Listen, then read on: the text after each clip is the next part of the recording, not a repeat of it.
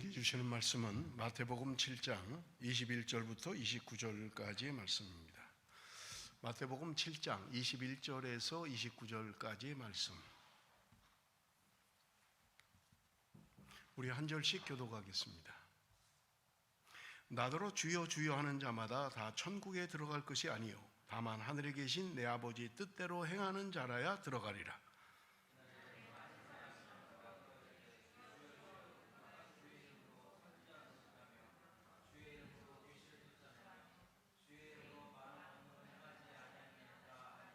그때 내가 그들에게 밝히 말하되 내가 너희를 도무지 알지 못하니 불법을 행하는 자들아 내게서 떠나가라 하리라.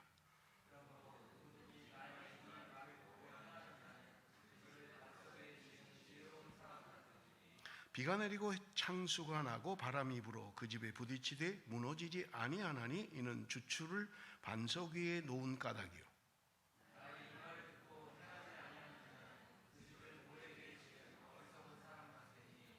비가 내리고 창수가 나고 바람이 불어 그 집에 부딪힘에 무너져 그 무너짐이 심하니라.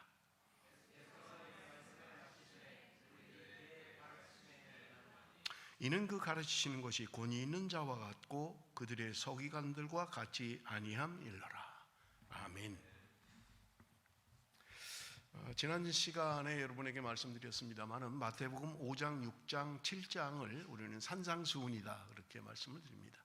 예수님께서 산에 올라가셔서 제자들과 무리들에게 가르치신 내용이 산상수훈의 내용입니다. 여러분, 산상수훈의 내용은 어떤 사람은 그렇게 이야기해요. 성경 다 없어져도 그 산상수훈 마태복음 5, 6, 7장만 있으면 된다 그렇게 할 정도로 산상수훈의 말씀은 아주 중요한 말씀인 것을 우리가 알 수 있습니다. 오늘 우리가 읽은 7장의 말씀은 주옥 같은 말씀들이 있어요.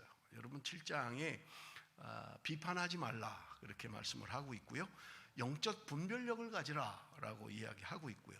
구하고 찾고 두들겨라 이야기합니다. 좁은 문으로 들어가라 이야기하고 있고요.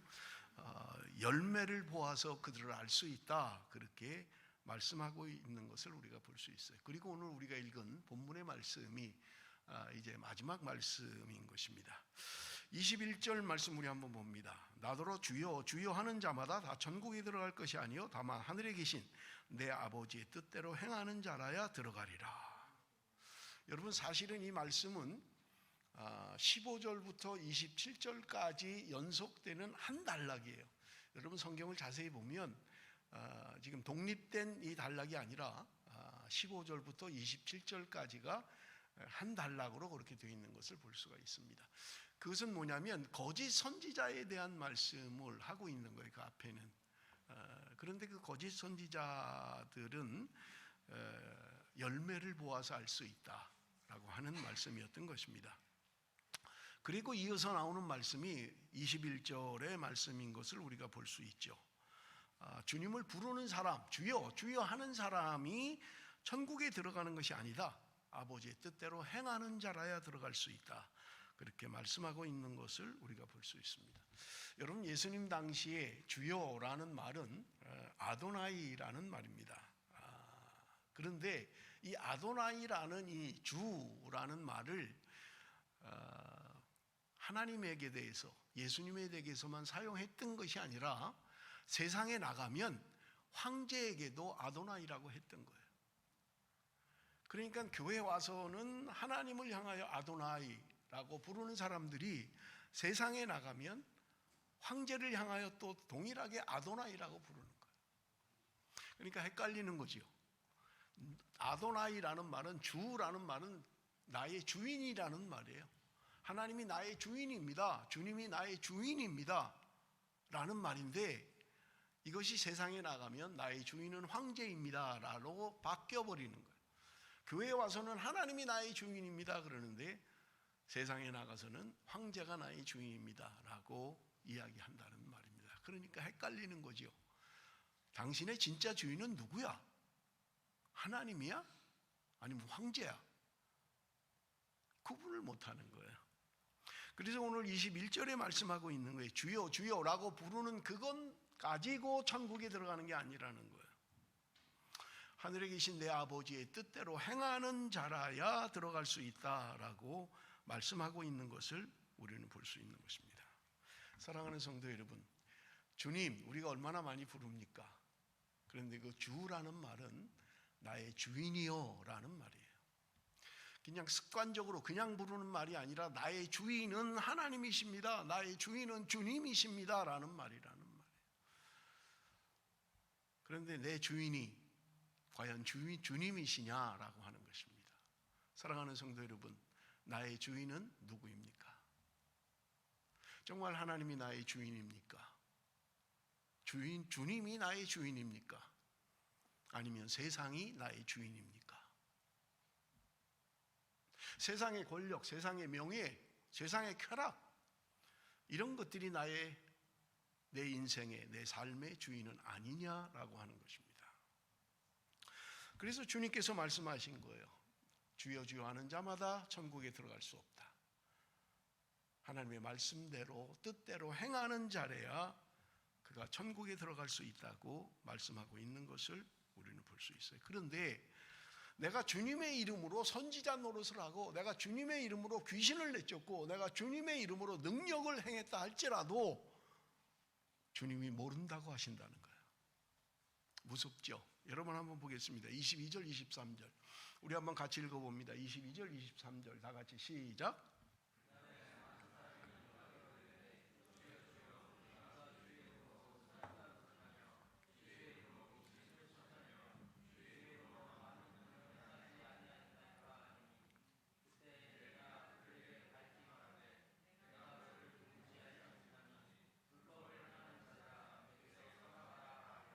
여러분 이 본문의 말씀은 쉽지 않은 말씀입니다. 해석하기가 쉽지 않아요. 여러분 이렇게 이해를 하시면 돼요.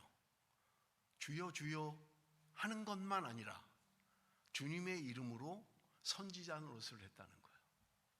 주님의 이름으로 목사를 했고요, 주님의 이름으로 선교사를 했어요.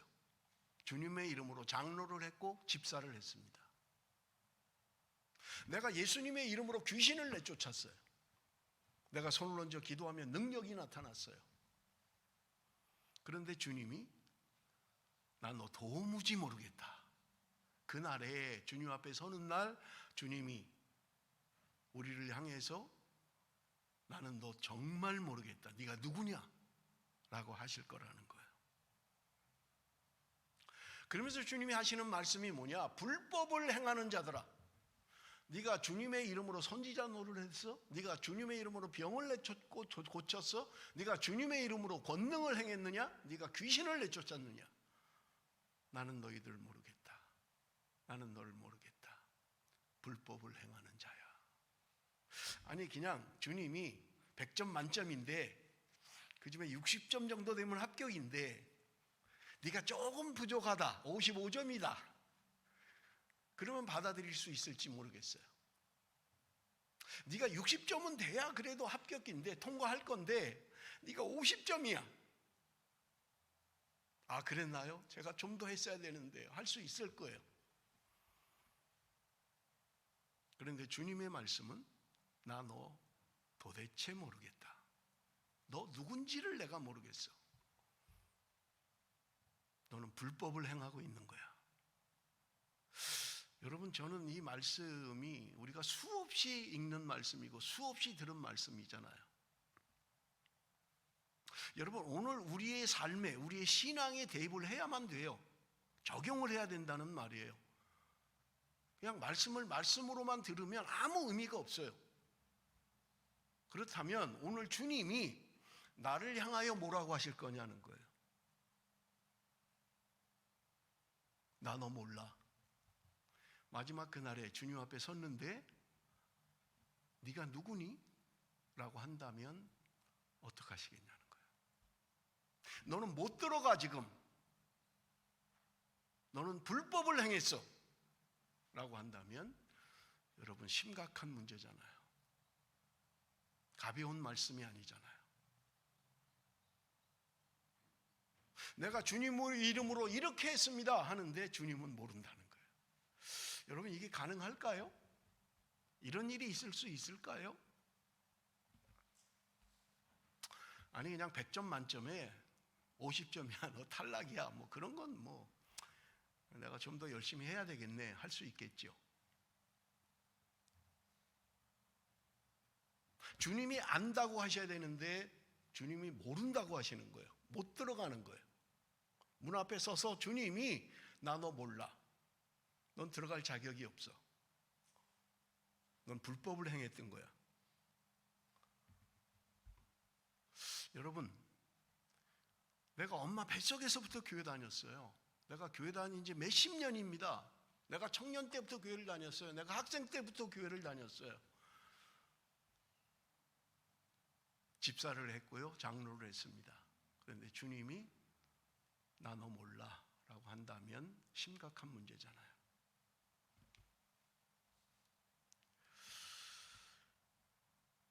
여러분, 저는 이 말씀을 묵상하면서 아버지의 뜻을 행하는 게 무엇일까? 아버지의 뜻대로 행하는 것, 과연 그것은 무엇일까? 여러분, 아버지의 뜻은 아버지의 관계 안에서만 이루어질 수 있는 거예요. 아버지의 뜻을 어떻게 알지요? 아버지와의 관계 안에서만 알 수 있어요. 관계가 없으면요, 알 수가 없는 거예요. 여러분, 우리 자녀들을 키워봐서 알잖아요. 내가 웃고 있지만 웃고 있는 게 아니야. 그럴 수 있잖아요. 뭐 가족들하고 재밌게 뭐 하는데 내 마음은 아픈 거예요. 전혀 다른 거예요. 아버지의 마음을 아는 걸 뭘까? 뭐 우리 이야기들이 참 많잖아요.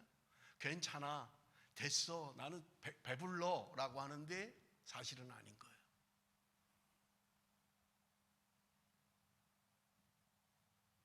그래서 뭐 우리 이야기 가운데 그런 게 많잖아요. 우리 엄마는 생선 꽁지만 좋아해. 누가 꽁지를 좋아하겠어요? 중간에 맛있는 부분이 좋죠. 부모의 마음을 모르는 거예요. 아버지의 마음을 모르는 거예요. 나를 향한 아버지의 마음은 뭘까? 웃고 있는데 정말 웃으시는 걸까? 좋아라 하시는데 정말 좋아하시는 걸까? 아버지의 마음을 모르면 여러분 아버지를 아는 게 아니죠. 하나님과의 깊은 사귐이 없으면, 하나님과의 친밀한 교제가 없으면 아버지 뜻을 아는 건 불가능해요. 내가 평상시 살아가면서 아버지와의 교제, 아버지와의 사귐이 없는데 어떻게 아버지의 마음을 알 수 있다는 거예요?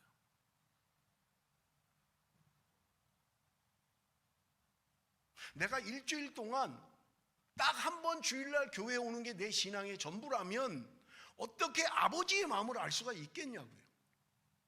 뭐 가지고 안다는 거예요 도대체? 뭐가 아버지의 마음인 걸 알 수 있다는 거예요. 제가 아버지의 마음이라는 찬양을 좀 부르려고 그랬는데요. 우리 그 복음성가 가운데 아버지의 마음이라는 찬양이 있어요. 가사를 좀 띄워주세요. 아버지 당신의 마음이 있는 곳에 나의 마음이 있기를 원해요. 아버지 당신의 눈물이 고인 곳에 나의 눈물이 고이길 원해요.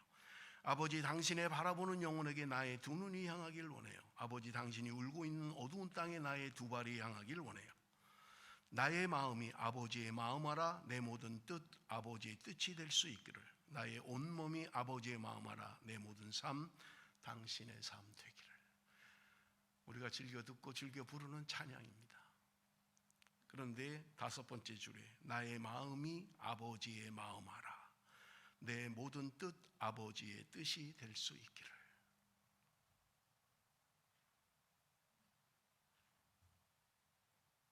아버지의 마음을 알아야 아버지의 뜻을 알 수 있는 거예요.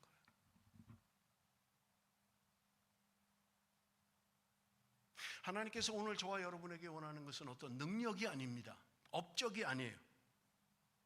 아버지의 마음을 아는 것입니다. 아버지와의 깊은 사귐을 통해서 아버지의 마음을 알고 행하는 것입니다. 예수님께서 지금 산상수훈을 통해서 적어도 3장 이상의 말씀을 통해서 그의 제자들의 그의 무리들에게 원하시는 게 뭘까요? 입으로 하는 것을 원하시는 게 아니라는 거예요. 순종의 삶을 살기를 원한다는 거예요. 그런데 여러분, 우리가 구분해야 될 것들이 있어요. 그게 뭐냐면 내가 동의하는 것과 순종하는 게 같다라고 생각하면 안 돼요. 맞습니다. 하나님 말씀 옳습니다. 또 우리는 종종 그러잖아요. 말씀에 은혜 받았습니다. 내가 말씀의 은혜를 받는 것과 순종의 삶이 별개라면 그 은혜의 결과는 뭐예요? 내가 지적으로 동의할 수 있어요. 맞습니다. 그렇습니다. 동의할 수 있어요, 신앙적으로. 그런데 순종이 없다면, 여러분, 동의와 순종은 다른 거라는 거예요. 내가 말씀에 대해서 이해하고 아는 것이 중요한 게 아니라 그 말씀대로 순종하는 게 중요하다는 거예요.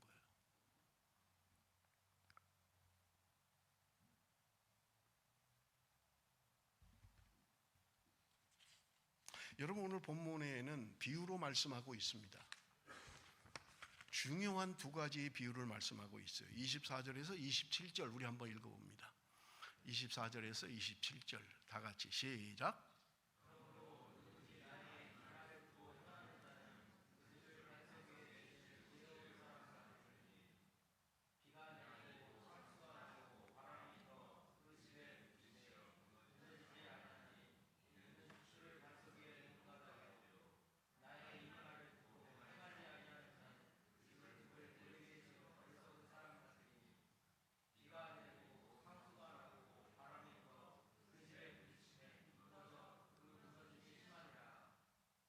여러분, 여기 지금 누구든지 나의 말을 듣고 행하는 자는 반석 위에 집을 지은 사람과 같다는 거예요. 그런데 말을 듣고 행하지 않는 자는 모래 위에 집을 지은 사람과 같다라고 말씀합니다. 여러분, 이스라엘의 지형은 특징이 있어요. 그게 뭐냐면 와디라는 지역이 있습니다. 이스라엘의 지형을 보면 와디 지역이라는 게 있어요. 와디 지역. 그게 뭐냐면 계곡이라고 생각을 하면 돼요.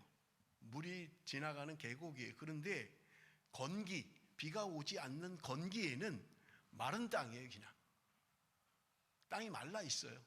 뭐 호주도 그런 데 있잖아요. 비가 안 오면 그냥 말라 있는 거예요. 근데 비가 오면 거기가 이제 막 넘쳐나는 거예요. 그래서 막 휩쓸고 내려가고 하는 그런 지역을 와디라고 이야기해요. 뭐 조그만 협곡일 수도 있고요, 계곡일 수도 있고요. 평상시엔 말라 있어요. 마른 땅이에요. 그냥 건너갈 수 있고요. 얼마든지 텐트도 치고 할 수 있어요. 그런데 비가 오면 이제 그 물이 그 계곡으로 흘러 막 쏟아지는 거예요. 그걸 와디 지역이다 그렇게 이야기를 합니다. 그런데 건조한 땅일 땐 괜찮아요. 우기 때, 비가 올 때는 건널 수 없는 것이에요. 사람의 키가 훨씬 넘는 그런 계곡도 있는 거예요. 좁은 계곡은 막 쏟아 내려가는 거예요. 막 휩쓸려서 내려가는 거예요. 굉장히 위험하죠. 그럴 때 뭐 걷는다든지 물놀이를 하면 굉장히 위험한 거죠. 그래서 이스라엘 사람들은요, 절대로 와디에다 집을 짓지 않아요. 아니까. 1년에 건기만 있는 게 아니잖아요. 언젠가 비가 온다는 걸 알고 있어요. 그러니까 거기다 집을 안 짓죠. 미련하게 왜 거기다 집을 짓겠어요. 비 오면 쓸려 내려가는데. 예수님이 지금 비유로 말씀하시는 것을 이스라엘 사람들은 너무나 잘 이해하고 있는 거예요. 절대로 집이 무너지는 와디에다 집을 짓지 않는다는 거예요. 여러분, 오늘 우리가 읽은 말씀의 병행구절, 우리가 마태, 마가, 누가를 공관복음서라 그러잖아요. 그래서 지금 이 본문의 말씀이 다른 말씀에도 병행구절이 있어요. 여러분이 한번 좀 봅시다. 누가복음 6장 46절에서 49절. 이게 병행구절이에요. 우리 한번 좀 봅니다. 우리 한번 읽어볼게요. 다 같이 시작.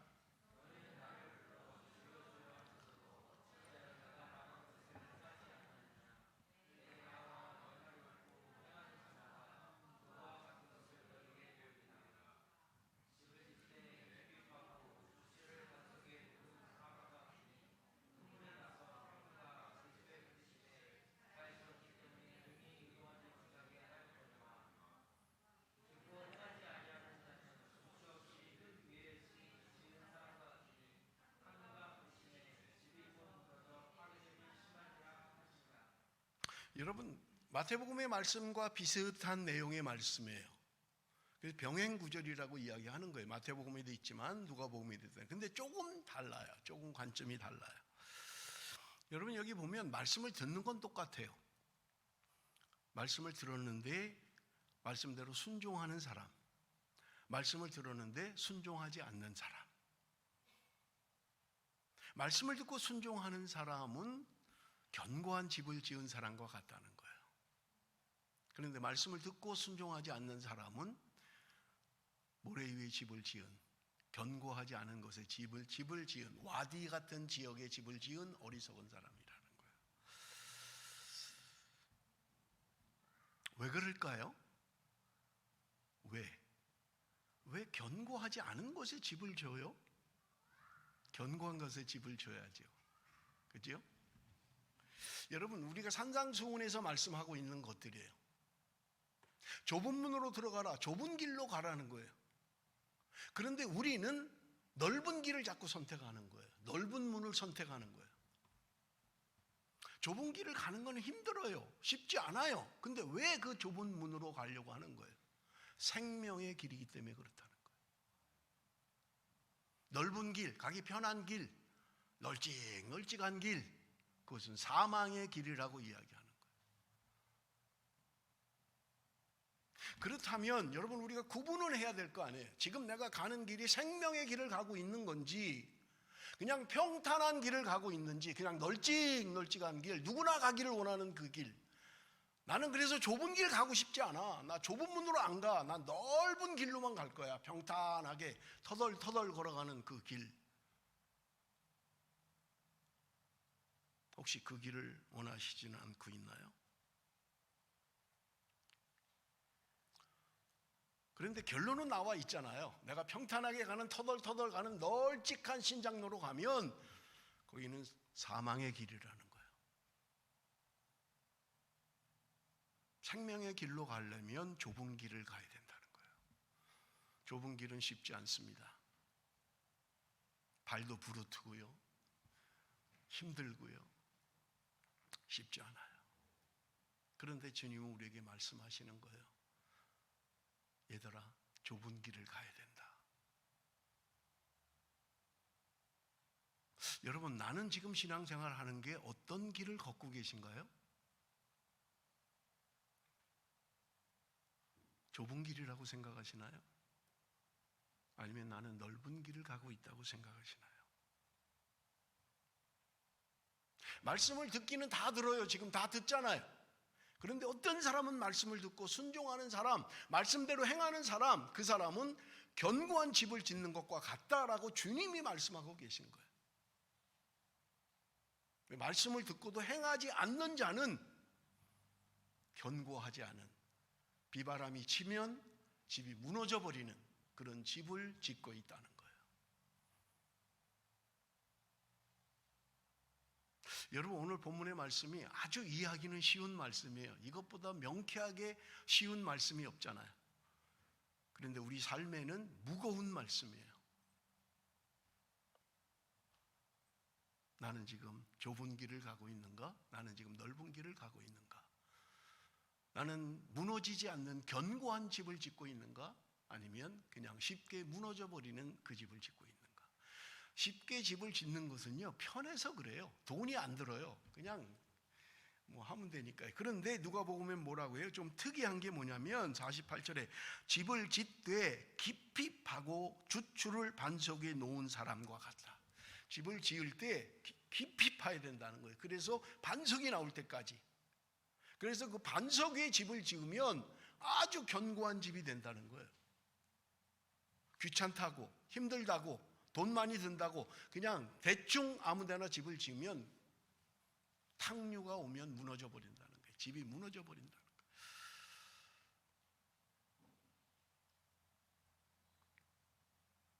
말씀을 듣는 건 같아요. 그러나 결과는 다릅니다. 지금까지 나는 어떤 인생, 어떤 신앙의 길을 걸어오셨나요?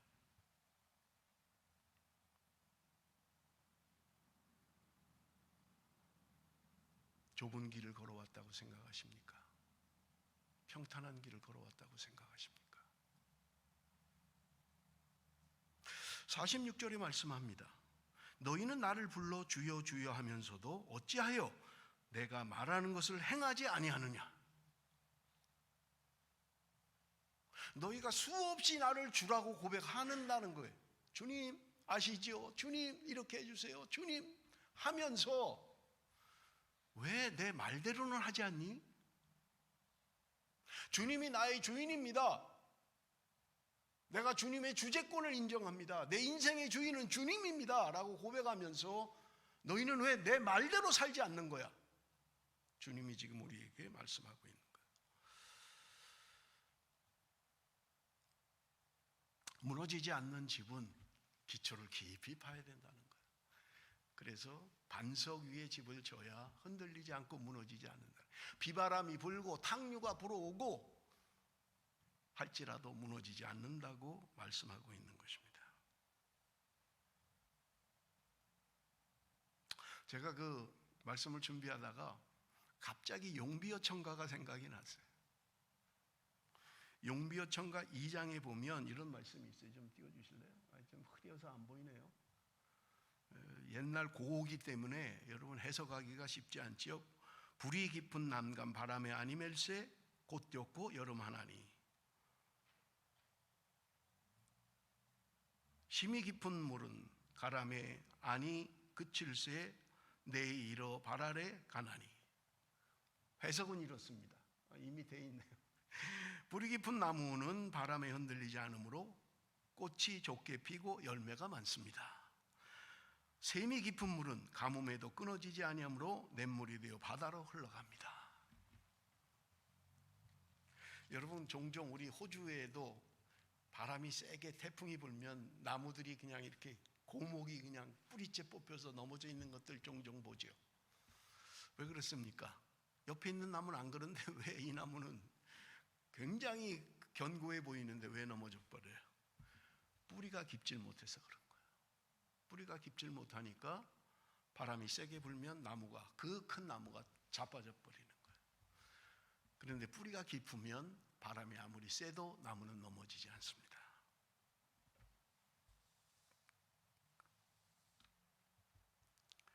(24절) 말씀입니다. 그러므로 누구든지 나의 이 말을 듣고 행하는 자는 그 집을 반석 위에 지은 지혜로운 사람 같으리니. 하나님의 말씀을 듣고 말씀대로 행하는 자는 지혜로운 사람이라는 거예요. 무너지지 않는 집을 지은 사람과 같다고 주님이 말씀하고 있는 것입니다. 그렇다면 반석 위에 집을 지어야 되는데 반석은 무엇을 의미할까요? 반석의 특징은 무너지지 않는다는 거예요. 흔들리지 않는다는 거예요. 반석이 흔들리면 그건 아무것도 아니죠. 여러분 성경에 가르치는 반석은 두 가지입니다. 하나는 예수 그리스도시고 하나는 말씀입니다. 우리 성경을 보겠습니다. 고린도전서 10장 4절 말씀. 다 같은 신령한 음료를 마셨으니 이는 그들을 따르는 신령한 반석으로부터 마셨음에 그 반석은 곧 그리스도시라. 이스라엘 백성들이 출애굽을 해서 광야에 있을 때 마실 물이 없는 거예요. 모세가 바위를 쳤는데 바위가 깨지면서 물이 치솟아서 그들이 물을 먹었던 거예요. 그런데 바울은 이 사건을 가리켜서 말씀하시기를 반석은 예수 그리스도시다라고 말씀하고 있는 것입니다. 예수 그리스도가 반석이라는 거예요. 영원히 변하지 않고 영원히 흔들리지 않는 예수 그리스도, 그분 위에 집을 져야 된다는 거예요. 오늘 우리의 신앙의 집은 예수 그리스도 위에 져야 된다는 거예요. 어떤 것도 반석이 될 수 없어요. 예수님만이 우리의 영원한 반석이시라고 말씀하고 있는 거예요. 믿음의 반석 예수 그리스도 위에 우리의 신앙의 집을 지어야 된다는 거예요. 그래야 견고하고 흔들리지 않는다고 말씀하고 있는 것입니다. 다른 하나는 성경 말씀입니다. 이사야 40장 8절 우리 한번 다 같이 읽어봅니다. 이사야 40장 8절 다 같이 시작.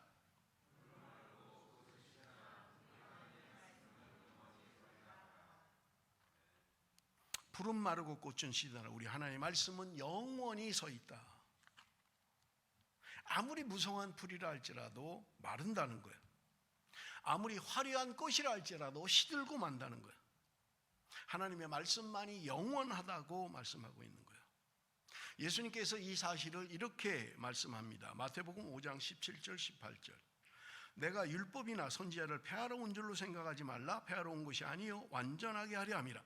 진실로 너희에게 이르노니 천지가 없어지기 전에는 율법의 1.1획도 결코 없어지지 아니하고 다 이루리라. 천지가 없어지는 한이 있더라도 하나님의 말씀은 없어지지 않는다는 거예요. 하나님의 말씀은 결탄코 없어지지 않고 영원히 이루어질 것이라는 말입니다. 그런데 예수님께서 오늘 본문을 통해서 우리에게 한 걸음 더 나가시는 거예요. 성경책, 말씀 자체가 반석이 아니라 성경 말씀대로 행하는 것이 참된 반석이라고 말씀하고 있습니다. 말씀대로 행하지 않으면 우리는 무너지는 집을 짓고 있다는 거예요. 아무리 말로 난 믿음 좋아, 나 신앙 좋아, 난 이렇게 생각해, 아무리 해봐야 소용없다는 거예요. 열매를 보면 안다는 거예요. 문제가 생겨보면 안다는 거예요. 바람이 불고 비가 오고 탕류가 흐르고 비바람이 쳐보면 금방 드러난다는 거예요. 견고하게 내가 집을 지어왔는지 아니면 조금만 어려워도 그냥 넘어지는 집을 짓고 왔는지 금방 알 수 있다는 거예요. 여러분, 평소에는 잘 몰라요. 비가 안 오면 와디에다 져도 괜찮아요. 계속 비가 와도 와디에다 져도 돼요. 비가 안 오면 조건이. 그런데 문제는 어려움이 닥치면 드러나게 된다는 거예요. 바람이 불고 비가 온다라고 하는 것은요, 두 가지 상황입니다. 하나는 고난이에요. 그리고 또 하나는 유혹입니다. 우리의 살다 보면 우리의 신앙 가운데 고난이 닥칠 때가 있어요. 유혹이 올 때가 있다는 말입니다. 어느 때는 홍수처럼 몰려올 때가 있어요. 감당할 수 없는 홍수처럼 밀려올 때가 있어요. 내 인생의 고난이, 내 인생의 유혹이 감당할 수 없을 만큼 휘몰아칠 때가 있다는 거예요.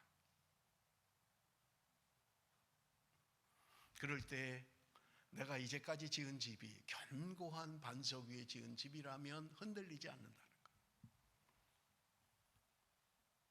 고난의 비바람이 불고 유혹의 비바람이 오면 내가 이제까지 쌓아온 것이 모래 위에 지은 집이라면 무너질 수밖에 없다고 말씀합니다.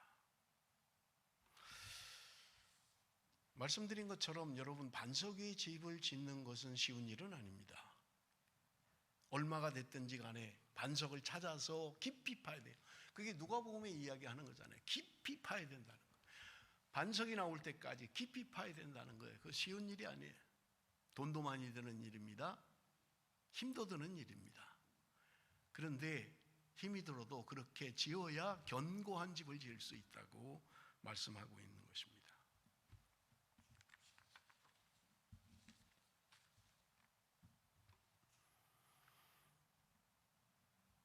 여러분, 우리는 지금 믿음의 집을 짓고 있습니다.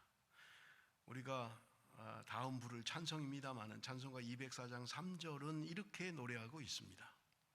세상 모든 사람들은 집을 짓는 자니 반석 위가 아니면 모래 위에 짓네. 우리 구주 오셔서 지은 상을 줄 때 세운 공로 따라서 영영 상벌 주리. 잘 짓고 잘 질세. 우리 집 잘 질세. 만세 반석 위에다 우리 집 잘 질세. 사랑하는 성도 여러분, 오늘 우리에게 주시는 말씀은 가벼운 말씀이 아닙니다. 여러분, 돌아봐야만 합니다. 또 그냥 평상시처럼 말씀은 들었는데 그냥 또 잊어버리고 세상 속에 살아간다면, 내가 이제까지 살아온 인생이 모래 위에 지은 집을 지은 거라고 판단이 되면 돌아서야만 합니다. 그날에 주님이 나를 모른다고 하실 수도 있다는 거예요. 내가 교회를 이렇게 오래 다녔습니다. 내가 이렇게 했습니다.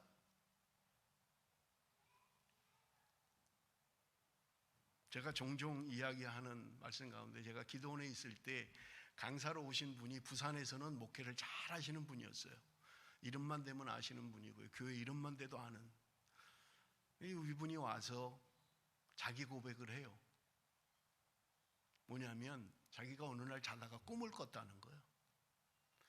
근데 천국에 갔는데 천국 문 앞에서 사람이 지키고 있더라는 거예요. 내 이름이 뭐냐? 아무개입니다. 뒤적뒤적 하는데, 너 이름 없는데? 아니요, 제가 부산 어느 교회 담임 목사 아닙니까? 너 이름 없어. 아니 좀 잘 좀 찾아봐 주세요. 제가 이름이 왜 없어요? 엄마 뱃속부터 예수 믿었는데 없어. 아니 그럼 내가 증명을 할게요, 예수 믿는 거. 그래, 한번 해봐. 뭔데? 제가 주기도문도 할 줄 알고요, 사도신경도 할 줄 알고요. 해봐 한번. 하늘에 계신 우리 아버지, 이름이 거룩히 여김을 받으시오며. 갑자기 생각이 안 나는 거예요. 갑자기 생각이 안 나는 거예요. 여러분, 제가 예배 인도를 할 때 사도신경을 반드시 성경책을 펴서 합니다. 그냥 제가 외워서 하지 않아요. 못 외워서 그러는 게 아니에요.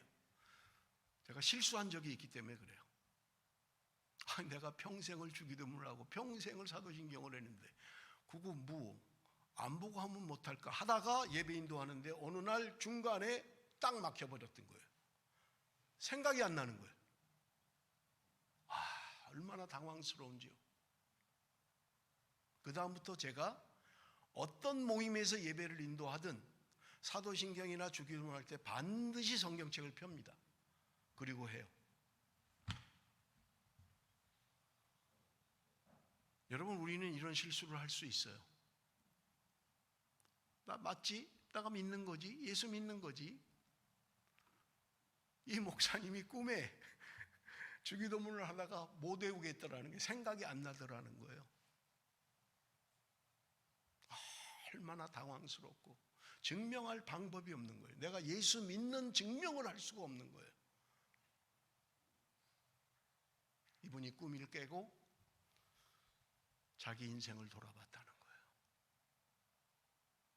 사람들은 큰 교회 담임 목사, 아무개 목사, 능력 있는 목사 했는데 내가 주님 앞에 섰을 때 나를 증명할 수가 없었다는 거예요.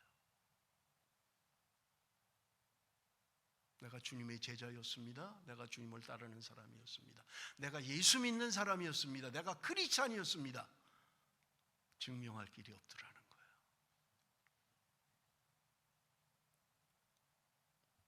저는 말씀을 준비하면서요, 두려움이 엄습했습니다. 혹시 내 교인들 가운데는 이런 사람은 없을까? 수없이 말씀을 듣는데 그 말씀대로 살지 않는, 혹시 이런 성도는 없을까? 주님 앞에 서서 책망받지는 않을까? 너 왜 그때 깨닫게 하지 않았니? 왜 돌이키지 않겠니? 왜 바르게 예수 믿게 안 했니? 내 인기, 내 점수, 내 박수, 그것만 생각하면 그럴 필요 없어요. 잘하십니다. 잘하십니다. 괜찮습니다. 괜찮습니다. 평안입니다. 평안입니다. 하면 돼요.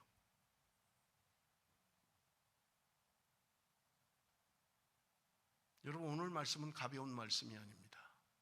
여러분, 적어도 돌이키셔야 돼요. 점검해야만 합니다. 나는 지금 좁은 길을 가고 있는가? 넓은 길을 가고 있는가? 나는 견고한 집을 짓고 있는가? 아니면 무너질 집을 짓고 있는가? 사랑하는 성도 여러분, 오늘 말씀처럼 오늘 말씀을 들었잖아요. 지금부터라도 다시 집을 지읍시다. 견고한 집을 지읍시다. 예수 그리스도 반석 위에 견고한 집을 지읍시다. 그래서 바람이 불고 비가 오고 탕류가 쏟아져 온다 할지라도 무너지지 않는 견고한 집을 짓는. 그래서 주님 앞에 섰을 때 내 사랑하는 딸아, 내 사랑하는 아들아, 수고했다. 주님이 나를 맞이하실 수 있는, 주님이 나를 인정해 줄 수 있는, 오늘 우리 찬양한 것처럼 세상 사람들은 나를 인정 안 해요. 세상 사람들은 어리석다고 해요. 세상 사람들은 바보 같은 인생이라고 해요. 그런데 주님이 수고했다. 그 한마디만 들을 수 있다면 여러분, 우리의 인생은 헛된 인생이 아닐 것입니다. 나는 지금 말씀에 순종하고 있습니까? 내 생각, 내 뜻, 내 목표, 내 기분이 더 중요합니까? 기도하겠습니다.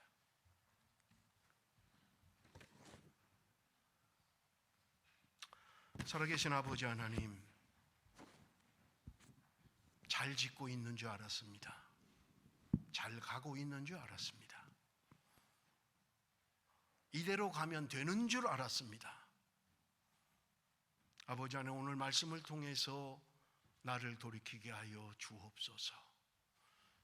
언제부터인가 나는 평탄한 길을 추구하고 있는 것은 아닌지, 주님이 말씀하신 좁은 길, 좁은 문으로 들어가라고 함에도 불구하고 나는 내 뜻대로 살아가고 있지는 않은지, 언제나 내 형편, 내 처지만을 생각하고 있지는 않은지 돌아보게 하여 주옵소서.